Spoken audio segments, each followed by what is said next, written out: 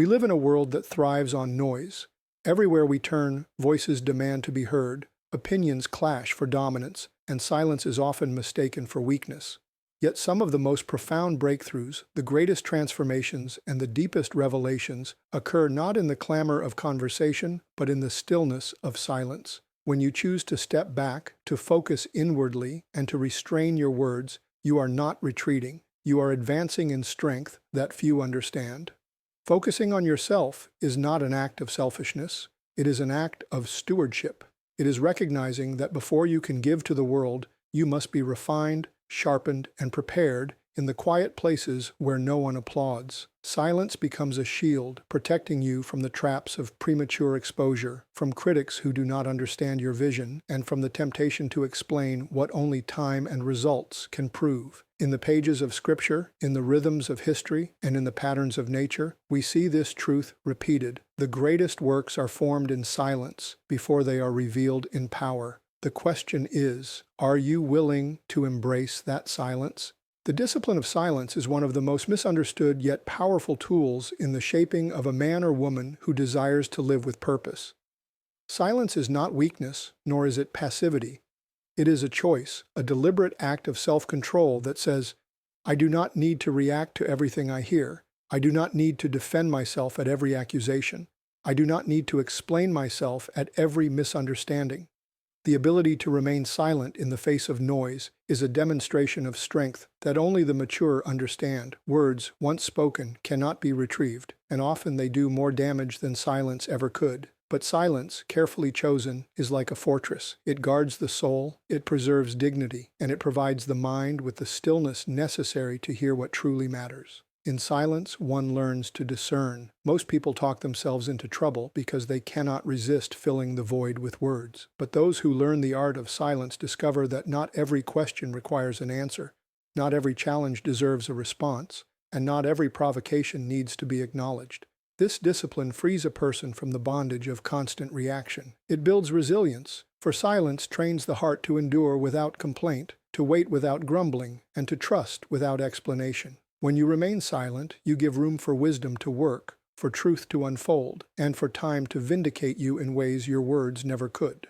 The discipline of silence is not simply about keeping the lips closed. It is about aligning the heart with patience and the mind with discernment. Silence allows for reflection. In those quiet spaces, you begin to see your motives more clearly, you discern the intentions of others more accurately, and you hear the still, small voice of God that is often drowned out by endless conversation. Silence becomes a school of wisdom. It trains the ears to listen more than to speak, to gather knowledge before giving opinion, and to weigh the consequence of every word before it is uttered. Furthermore, silence is a shield against pride. Many speak to impress, to display knowledge, or to assert authority, but silence humbles the spirit. It keeps you from boasting prematurely. It keeps you from revealing what has not yet matured within you. In silence, humility takes root because you acknowledge that not everything needs to be spoken, not every thought needs to be shared, and not every idea needs immediate validation. This quiet humility becomes a foundation of true strength, for the one who controls his tongue can also control his life.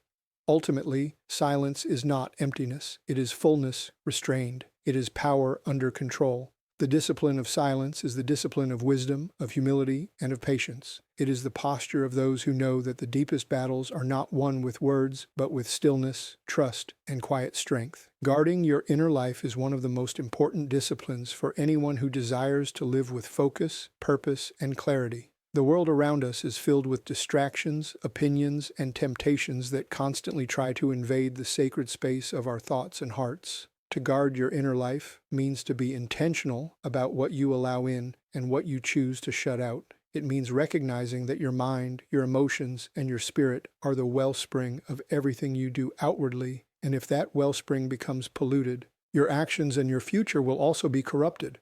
Many people fail in life not because they lack talent or opportunity, but because they did not guard what was taking root within them. What you allow to dwell in your heart eventually shapes the course of your destiny. Guarding the inner life begins with attention. It requires you to examine carefully the voices you listen to, the influences you allow to shape your thinking, and the attitudes you cultivate within. If you allow bitterness to linger, it will poison you. If you allow envy to grow, it will distort your vision. If you feed anger and offense, they will eventually consume you. But if you guard your heart with truth, with hope, with faith, and with wisdom, then everything that flows from your life will carry the fragrance of strength and stability. It is like tending a garden. The seeds you plant and the weeds you remove determine the harvest you will one day reap. To guard your inner life also requires setting boundaries. Not everyone deserves access to your most vulnerable places. Not every conversation is worth your energy. Not every criticism should take root in your spirit. The discipline of saying no to certain influences is as important as saying yes to the right ones. It is not isolation, but discernment. There are moments when you must withdraw from the noise of the crowd so that your inner compass remains aligned. Without such boundaries,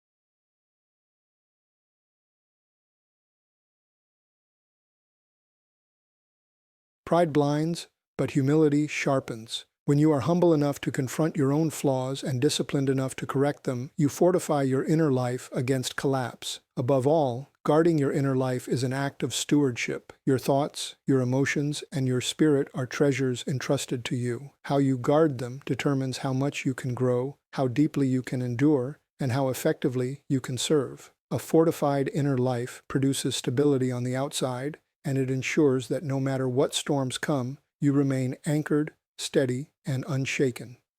The danger of noise and distraction is one of the greatest threats to a life of focus and discipline. Modern culture has trained us to believe that constant activity equals productivity, that constant speaking equals influence, and that constant noise equals relevance.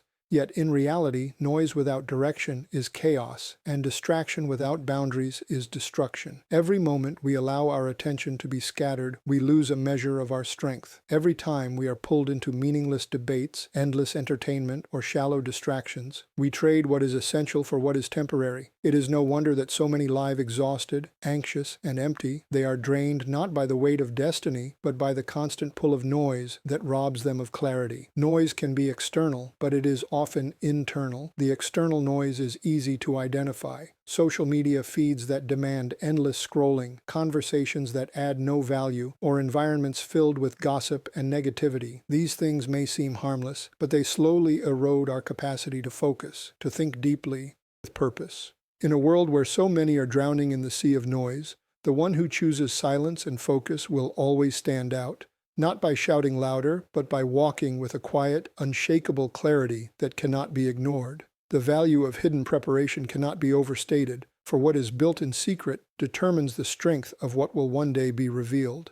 Too often people long for recognition before they have laid a foundation, wanting to be seen before they are ready to stand. Yet every lasting achievement, every enduring work begins in the quiet seasons where no one is watching and no one is applauding. It is in those unseen hours of discipline, study, prayer, and persistence that character is forged. What the world eventually sees as success is merely the visible fruit of countless hidden roots that were nourished in silence. Hidden preparation teaches patience, and patience refines strength. When you labor in private, unseen, and uncelebrated, you learn to detach your motivation from applause. You discover the value of endurance, of consistency, of doing the right thing even when no one notices. This hidden work purifies motives, for if you are only driven by recognition, you will falter when recognition is withheld. But if you are driven by purpose and integrity, then your private preparation becomes its own reward. In time, when the moment of unveiling comes, you will stand firm because your strength is not shallow or borrowed, but deeply rooted. There is also protection in hidden preparation. By remaining in the shadows until the appointed time, you avoid the pitfalls of premature exposure. Many have ruined promising futures by stepping into the spotlight before they were ready, revealing vision without the character to sustain it. The hidden season acts as a shield, granting you the space to grow, to make mistakes, to learn, and to build resilience without the crushing weight of public scrutiny. When you embrace the hidden process, you embrace God's mercy, for He withholds exposure until you can bear it. Furthermore, hidden preparation equips you with skills and insight that cannot be gained in the rush of public life. It is in the quiet hours that strategies are refined, wisdom is cultivated, and inner strength is tested. The one who skips this process often collapses under pressure because they never built the inner framework to sustain the outer structure. Just as an athlete trains for years in silence before stepping onto the stage of competition, so too must anyone who desires lasting impact accept the long, unseen grind that produces mastery. Ultimately, hidden preparation is not wasted time. It is invested time. It is the season where roots grow deep so that branches may grow high. It is the unseen fire that purifies the vessel for greater use. When the time comes for you to step forward, the depth of your hidden preparation will determine the reach of your visible influence. Do not despise the days of obscurity, for they are not a delay, but a design. They are the foundation upon which lasting success, enduring faith, and unshakable character are built. Learning to let results speak louder than words is a lesson in restraint, maturity, and wisdom. Words are easy to offer. They cost little and can be spoken without weight. Results, however, demand discipline, patience, and consistency. They cannot be fabricated with mere promises or sustained by empty declarations. When you live in such a way that your actions carry the message, you step into a realm of credibility that no amount of talking can buy. In a world saturated with voices, opinions, and endless chatter, the quiet proof of a life well lived speaks with undeniable authority. When you allow results to do the talking, you avoid the trap of defending yourself to those who cannot see your vision. Explaining yourself to everyone is a draining exercise, because not all ears are willing to understand, and not all hearts are positioned to believe. Instead of exhausting energy convincing doubters, your commitment to growth, faithfulness, and persistence will, over time, silence opposition without you ever raising your voice. Time becomes your greatest ally, for the fruit of your labor will reveal what words could never fully explain. This principle also teaches humility. Those who boast before they have achieved anything often stumble under the weight of their own words. They promise more than they can deliver, and when results fall short, their credibility is damaged. The humble man or woman, however, refrains from unnecessary boasting. They labor in silence, allowing consistency to be their testimony. Their integrity becomes evident not because of what they say, but because of what they produce. It is far better to be underestimated and later proven capable than to be overestimated and later found empty. Letting results speak also guards against pride and defensiveness. If your confidence is rooted in words alone, you will always feel the need to defend yourself, to prove your worth through arguments. But if your confidence is rooted in the quiet assurance of steady results, you can afford to remain silent. Your life itself becomes the evidence. Just as a tree is known by its fruit, a person is ultimately known not by what they claim, but by what they consistently produce. The fruit cannot be faked. It grows naturally from what has been planted and cultivated in private. Results carry a power that words cannot match because they resonate beyond the moment. Words may fade quickly, but visible results remain as testimony. A completed work, a changed life, a visible transformation. These stand as monuments long after conversations are forgotten. They inspire others, silence critics, and glorify the one who empowered you to produce them. Choosing to let results speak louder than words requires patience, for results take time. It requires discipline, for results demand effort. And it requires humility, for results do not always come quickly or in ways that attract immediate attention. Yet in the end, results outlast words, and the quiet strength of visible proof carries a weight of authority that cannot be denied. Protecting your vision from premature exposure is a discipline of wisdom and discernment.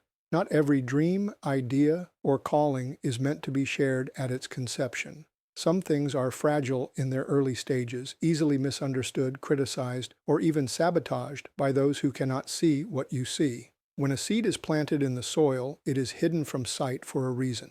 It must take root, draw nourishment, and develop strength beneath the surface before it ever emerges into the light. In the same way, your vision must be guarded in its early stages, nurtured in silence, and allowed to mature before it is unveiled. Premature exposure often invites unnecessary resistance. People are quick to judge what they cannot comprehend, and critics are always louder when a vision is still vulnerable. When you speak too soon, you invite others into a process they are not prepared to understand, and their words can sow doubt, discouragement, or even derail your resolve. Protecting your vision means recognizing that not every listener is a supporter, and not every question deserves an answer. Some things are safest when they remain between you and God until the appointed time.